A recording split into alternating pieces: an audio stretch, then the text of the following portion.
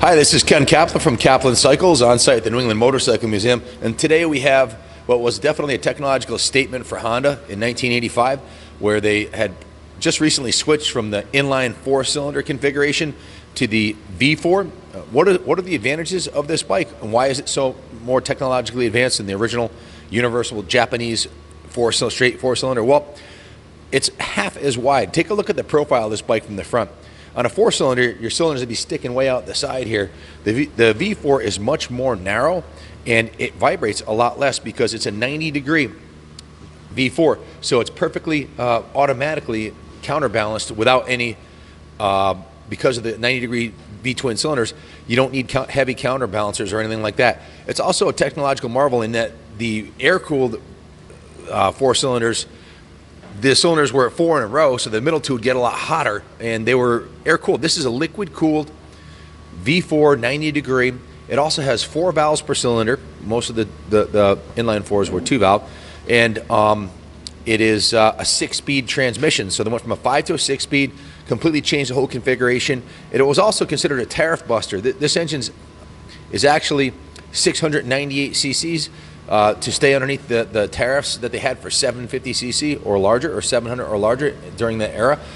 So not only is the motor, this is the same motor Honda, this is the twin motor that they had in the Interceptor VF750, just a little bit smaller displacement. So this actual motor won 5 Superbike championships for Honda. So these are awesome running bikes. They're very, very fast and very, very smooth, and they have a ton of potential. This particular model came right from the factory with the anti-dive double disc front suspension, and it had the factory steering dampener and the nice thick fork tube, so there's very little flex, so the suspension was much better than on the 750 Nighthawk that it replaced. And also the rear was a ProLink monoshock or single shock ProLink rear suspension. The difference between the Interceptor and this one has shaft drive, so it's virtually a maintenance-free motorcycle. Speaking of maintenance, the previous owner has just put a brand new set of Dunlop, about a $500 set of Dunlop tires, grace this bike front and rear. Still has the nubs on the front tire. I'd say there's probably less than 150 miles on these tires. You can still see the red, actually probably less than 50 miles. Still has the red crayon strip down the tire, which the first time you go around a quarter, that rubs right off. So the tires are new. The battery was new at the same time. It has a new set of handlebar grips. Other than that, she's 100% bone stock and gorgeous. I mean, this is a 35-year-old motorcycle with only 22,000 miles. The paint shines like new. The seat looks brand new. It doesn't appear to ever have been dropped. And ironically, the exhaust system is stock originally. A lot of people would put the slip-on mufflers on here. The ceramic coating on the pipes looks great. Usually the first thing to go. So just a beautiful bike. The previous owner that sold it to us had purchased a new bike and let this one sit last year. So with the ethanol and the carbs, she runs, but she only runs on 3 cylinders because one of the pilot jets clogged. So it's going to need a carb clean. But other than that, she's ready to rumble. It's got brand new oil in it. The engine oil was just changed by us. It has brand new set of tires and the brand new battery. So beautiful bike. We're going to have a low reserve so you can take it and do the carbs yourself. Or have a shop do it, but you don't have to pay, the fee for having that done now. Buy the bike, sit on it for the winter. You might even get away with a little bit of that carb cleaner that you put in the tank. You can run that through there, the Seafoam. You can fill up the carbs with Seafoam, let it sit for a couple weeks, and it might clean out the pilot jet. But we're selling it as is, needing a carb clean. And that's about it. Electrically, everything's beautiful. The engine has good compression. All the lights and turn signals work. This is a hydraulically actuated clutch on this bike. The clutch, from sitting for a couple years, needs to be bled also.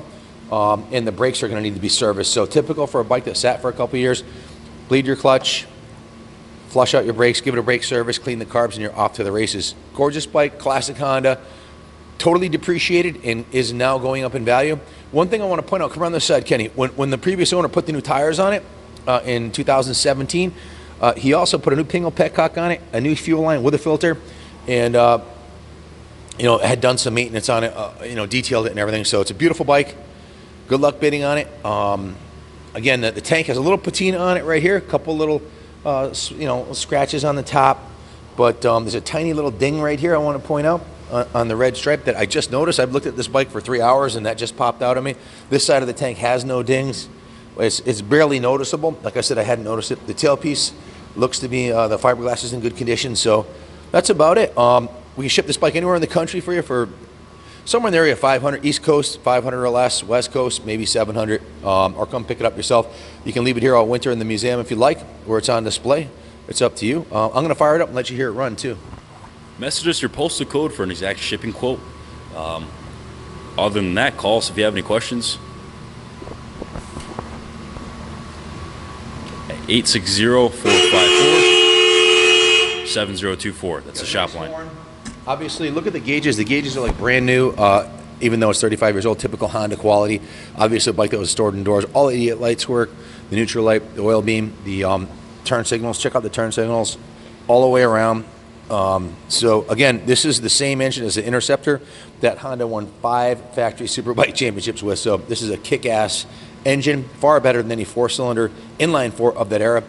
This is the Sabre model. This is the Sabre S, which has a dual disc brakes, a little bit hotter tune than the Magna, yet detuned a little bit from the road race model, the Interceptor, and of course it's zero maintenance with the shaft drive. So obviously all the electrical works beautifully, including the front brake, actuated rear brake light, and also the foot actuated brake light. So electrically she's a 10, the horn's an 11, and the battery is new. So, and she does start and run, but let me turn the fuel on here. It's a Petcock. It does start and run, but it's going to need some carb clean or some carb clean fluid sitting in the carbs for a little while before she'll run perfectly.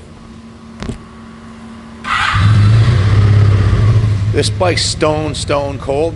Listen to the exhaust tone on this thing, Kenny. Listen to the motor. The motor's virtually silent. No rapping, no ticking, no nothing like that. Just a fantastic Honda.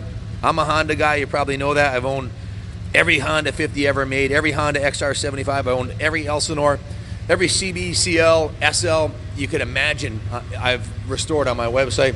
We've done a lot of these Sabres too. Why are we selling it as is? We bought in over 80 bikes last month. We can't fix them all, and this one does need a carb clean, but here's an opportunity to buy it for a low investment and fix it yourself. So if you have any questions about the bike, please give me a call, 860-454-7024. This is a bike I would sell to a good friend or even my son, because I know what it is. It's a fantastic investment quality, classic Honda that's going to go up in value, so you can't go wrong. So good luck bidding on it. It's a couple weeks before Christmas. Buy yourself a nice present and bring her back to 100% potential for spring. Take her down to Daytona and send it. So good luck bidding on her. God bless America.